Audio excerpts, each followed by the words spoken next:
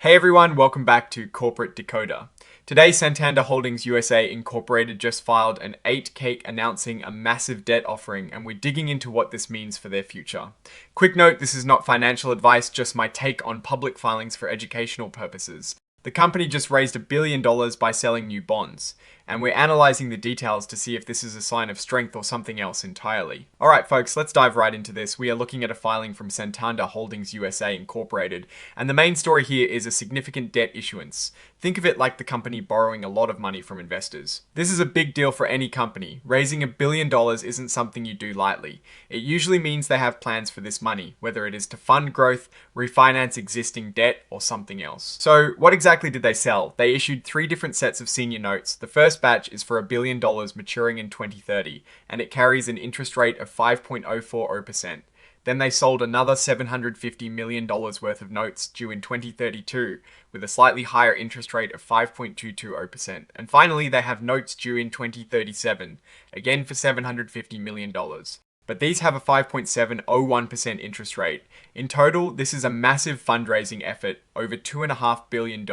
Now, how do they structure these deals? They are using what is called a senior debt indenture. This is essentially a legal contract that lays out all the terms and conditions for these bonds. It is like a roadmap for how this debt will be managed. They also have a series of supplemental indentures, which are like amendments to the original contract to cover the specifics of this new debt.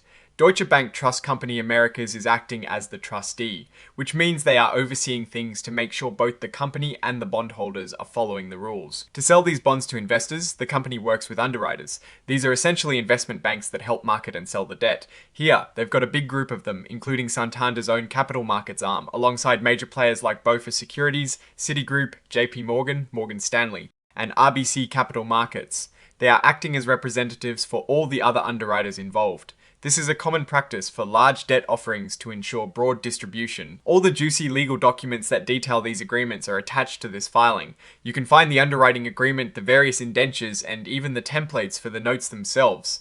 These are incorporated by reference, meaning they're considered part of this official report. This filing, this 8K, is essentially a way to officially add these crucial documents to their main registration statement with the Securities and Exchange Commission. It is a formal step to make sure all the paperwork is in order for this new debt. Now let's look at the exhibits, because that is where all the supporting details are. Here we see a list of all the documents attached. You have the underwriting agreement, the main debt indenture from 2011, and then the latest supplemental indentures that bring us up to date. This 37th supplemental indenture is pretty key. It is the document that specifically covers the terms of this new debt offering that just happened. And here you can see the actual form of the notes themselves. Notice the interest rate 5.040% and that it is a fixed to floating rate. This means the interest rate starts fixed for a period and then it will adjust based on market conditions later on. This is important because it means interest payments could go up or down over the life of the bond. Same idea here for the 2032 notes, just a slightly different maturity date and interest rate. And for the longest term notes, the ones due in 2037, again, a floating rate component is built in. Companies also get legal opinions on these deals. Wachtell Lipton, Rosen & Katz, a very reputable law firm, has provided their opinion on the legality and structure of this issuance. This is standard practice to give investors confidence that everything is legally sound, and their consent to have their opinion included in the filing. Another law firm, Lukowski Brookman LLP, also provided an opinion. This might relate to specific aspects of the offering or jurisdiction, and their consent to have their opinion filed. Finally, you have the signature. This confirms that Santander Holdings USA Incorporated, through its Senior Deputy General Counsel and Executive Vice President, Gerard A. Chamberlain, has officially authorized this filing. So, what is the story here? Santander Holdings USA is raising a massive amount of capital through debt. This gives them flexibility. They can use this money to pay off older, more expensive debt, which would be smart if interest rates have fallen since the original debt was issued. Or they might be planning significant investments in their business, acquisitions, or expanding their operations. The fixed to floating rate structure is also interesting. It means they are hedging their bets. They get a locked-in rate for a while, but they also have the potential to benefit if interest rates fall significantly in the future. However, it also means they are exposed to rising interest rates. Think about it this way. If you borrow money at a fixed rate of, say, 5%, and market rates jump to 7%, you are sitting pretty. But if rates drop to 3%, you are stuck paying more than you might need to. With the fixed to floating structure, they avoid being completely locked into a rate that might become disadvantageous.